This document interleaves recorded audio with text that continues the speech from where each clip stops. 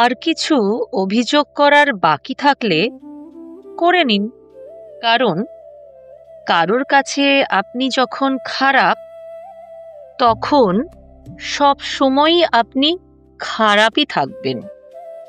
আপনি যত ভালোই মানুষ হন না কেন, আপনি মানুষের জন্য যতই করুন না কেন, সমাজের কিছু মানুষের কাছে আপনি কোনোভাবেই গ্রহণযোগ্য বা পছন্দের হবেন না।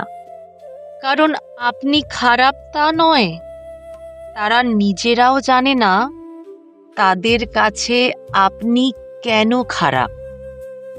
বিনা কারণে ঈর্ষাতে বা অন্যের কথায় প্রভাবিত হয়ে তাদের কাছে আপনি খারাপ।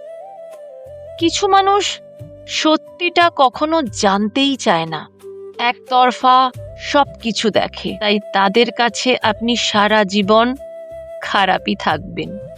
অভিযোগ করতে দিন না, কি অসুবিধা? ঠিক খারাপের হিসাব একজনই তো করে।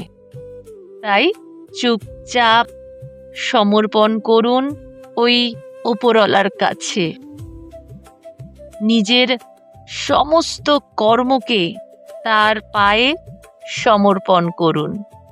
বিচার তিনিই করবেন।